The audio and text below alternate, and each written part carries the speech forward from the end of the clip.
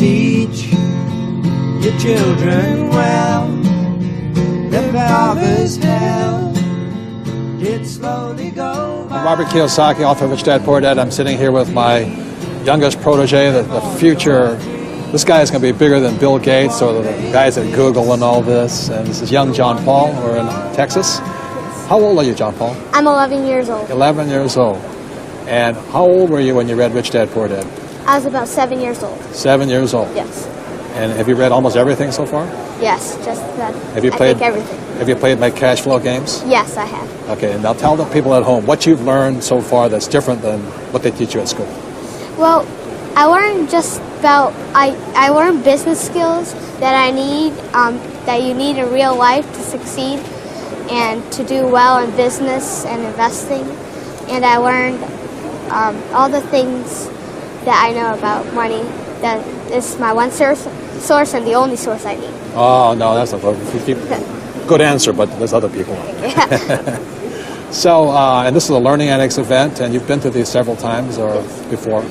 Do you learn something new every time? Yes, I learn new every time. And if you had some advice for the people at home, whether they're young or old, what would you advise them? Get the Rich Dad Poor Dad book. Thank you. Okay, you had some questions for me? Yes. What do you prefer? Real estate that's residential or real estate that's commercial property? That's a good question, and as I always say to everybody, in school there's answers, but in real life, real life's a multiple guess test. You know? Okay. So I'll just say, when I started out in real estate, I started out in residential, and that's what I recommend to most people, because you want to start small and make as many mistakes as possible when you're young. Okay. Right? And then as you get better, then you go into bigger properties. So now I'm into raw land, I'm into larger apartment houses and all this. But you should practice on something small first. All right. And I think you know now, one of the biggest mistakes that people make, they say investing is risky. People say that. Well, what's risky is being an idiot, right? Right. And it's like riding a bicycle. Did you fall down once or twice? Yes. And now can you ride a bicycle? Yes. Is it easy now? Yes, because you practice. That's right. It's the same as investing. You know, when you first start out, that's when the risk is the highest. Okay. But what most people do is they look at risk, and so they never start, so they never learn anything. That'd be like if you said, I don't want to fall off a bicycle, you would never fall off, right? Right, because if I don't try it. Right. So as a young man, you know, you already have your first company, right? Right. And what company is that? My company is Ignite. Extreme Energy. Huh? My company is Ignite Extreme Energy. Extreme Energy, okay. And now, why did you want to start that?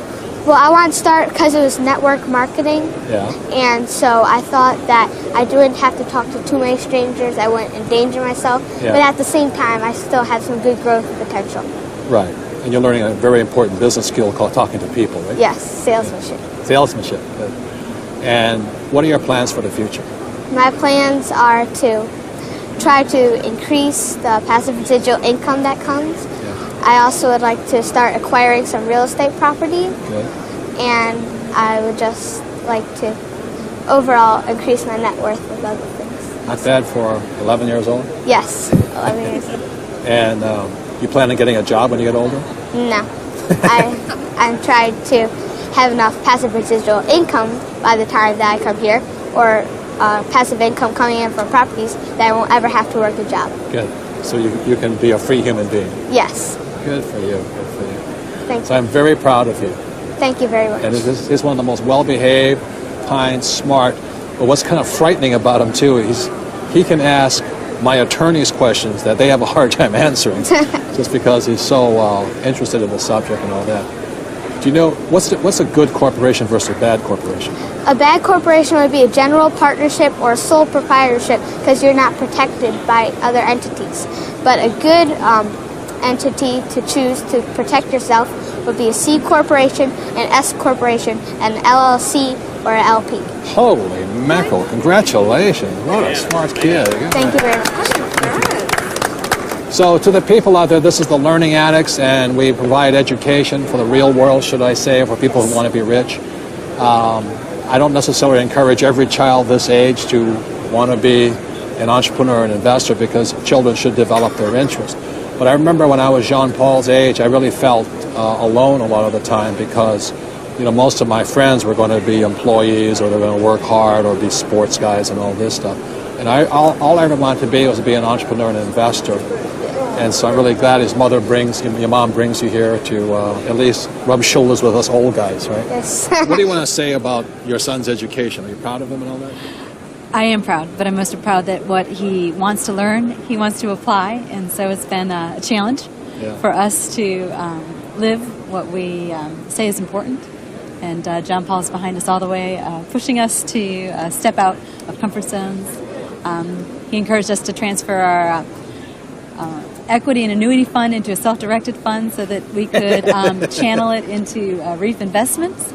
And we did phenomenally well in that's an oil and gas investment. In oil and gas, exactly. He said we needed to be in a commodity versus real estate at this point in the market. So right. Very good, very good. So we are stepping out, and we have you to thank. Well, thank you. And John Paul too. Thank you. So we are grateful for his gifts, and we do try to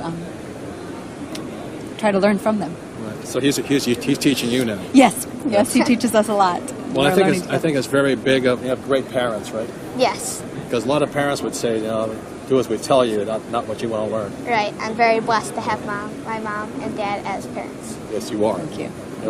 They're blessed to have you. And though we may be rich, we're thankful to have you as a wealthy, rich dad, part of our family. Well, thank you very much. I'm honored to have you as our friends. Okay, so everybody's hot on real estate right now, right? Right. So why are you recommending your parents go into oil and gas? Because the real estate bubble will eventually pop. Right, the cycle has matured. Right. Yeah. And so then it'll go down while oil and gas and other things that people need every day go up. Right. And with that, you can put it into real estate and it climbs back up. That's right. You want to go in assets that are going up, not going down. Right. So, do you know the advantages of oil and gas versus, let's say, a mutual fund? Pardon? Do you know some of the advantages and disadvantages of oil and gas? Well, a disadvantage is that you don't always strike it. It's a risk. That's correct. That's right. Taking a risk. But the advantages are if you do, you can make huge returns on Passive income, right? Correct. Right. Also, the tax advantages of oil and gas are pretty interesting. So, anyway, he's a very smart young man. I mean, he knows more than me about a lot of stuff. So, congratulations. Thank you. Thank you. Teach your children well. The father's hell did slowly go